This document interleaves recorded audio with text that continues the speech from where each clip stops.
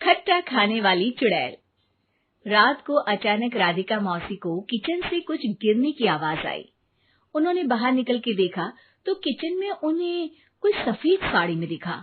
वो चीख पड़ी, हे भगवान, आलतू जलाल तू आई भला को टाल तू, आलतू जलाल तू आई भला को टाल तू। राधिका मौसी को चीखते सुनकर श्रवण बाहर आता है भागते हुए। अरे माँ, क्या हुआ? क्या देख लिया? दादी माँ आ गई क्या सपने में? अरे बेटा, रसोड़े में देख तो कौन है? श्रवण रसोड़े में झांक कर देखता है और उसे कोई नहीं दिखता अंदर। अब रसोड़े में तो कोई नहीं है माँ। कोई सफेद साड़ी में नहीं है क्या? नहीं माँ, कोई भी नहीं है। चिल्लम चिल्ली की आवाज सुनकर काजल भी वहां आ जाती है। अब क्या हो गया माँ जी? अरे बेटा, रसोड़े में एक चुड़ैल थी सफेद साड़ी में। अरे क्या कर रही थी वो अंदर? अरे बताया नहीं, कल आएगी ना तो पूछ लूंगी। चुड़ैल जी, आपका क्या प्लान है?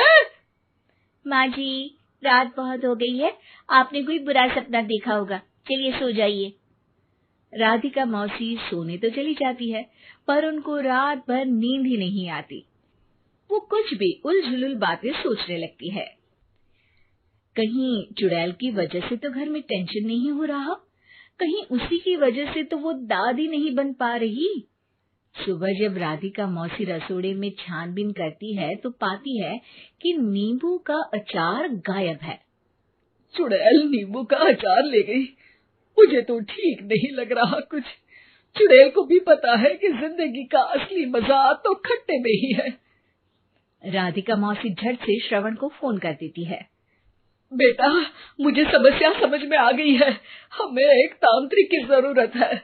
अरे क्या बोल रही हो माँ, तांत्रिक की क्या जरूरत है?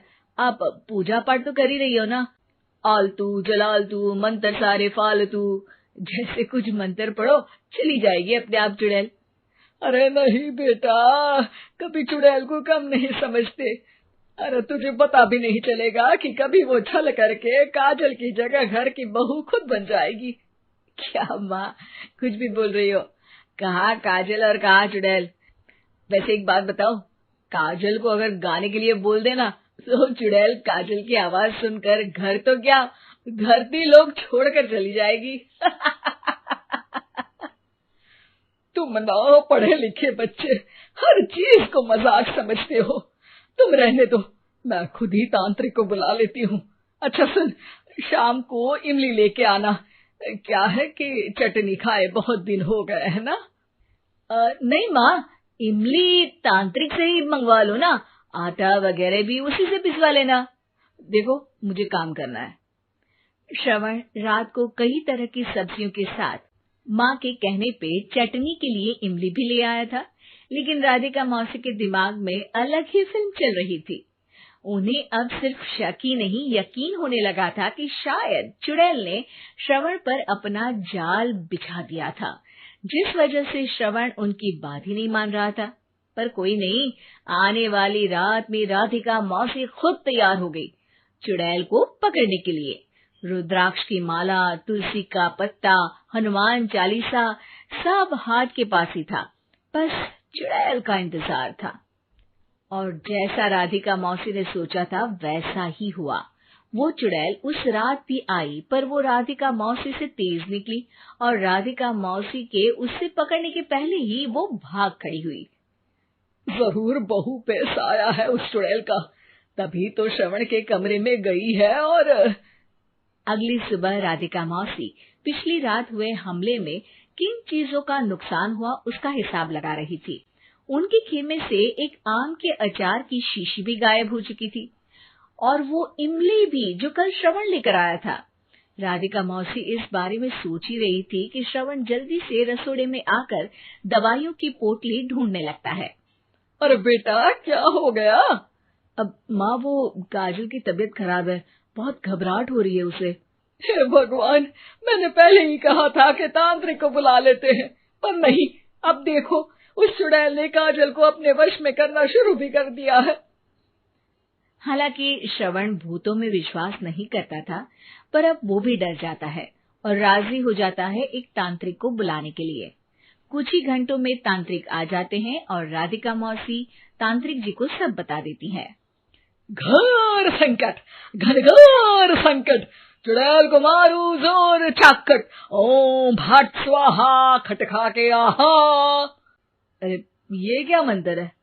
मेरे खुद के ओरिजिनल मंत्र है, कल रात को ही लिखे हैं, अच्छे लगे तो दाद चाहूंगा।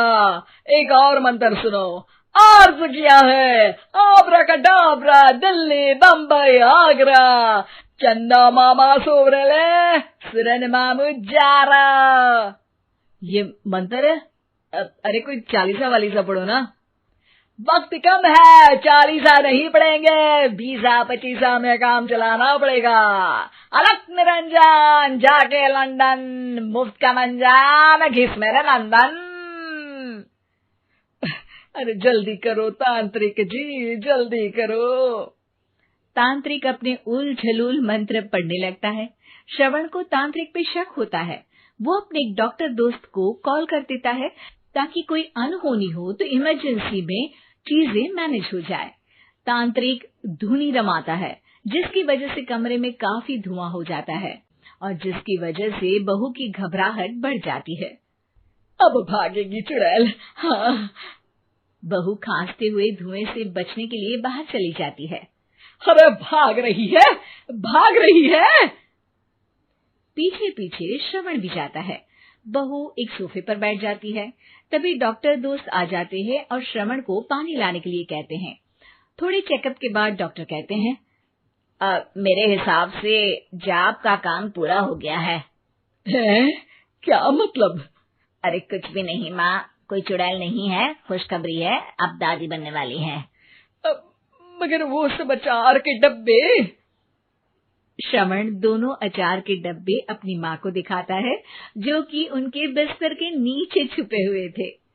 आपने सही बोला था माँ, वो चुड़ैल काजल ही थी जो खट्टा खा रही थी। हमें कल ही पता चला, पर हमने आपको ये तांत्रिक वाला काम करने दिया ताकि आपको भरोसा हो जाए कि भूत वगैरह कुछ होता ही नहीं। अच्छा अच्छा, ये तो बड़ी खुशी की बात है, पर बेटा मुझे एक झाड़ू तो ला दे। क्यों माँ? ये तांत्रिक का भूत उतारती हूँ मैं। अब तांत्रिक राधा मौसी के डर से घर से भाग निकलता है और राधा मौसी उसके पीछे भागती है। अरे संकट ये घनघोर है, तांत्रिक मुआ चोर है।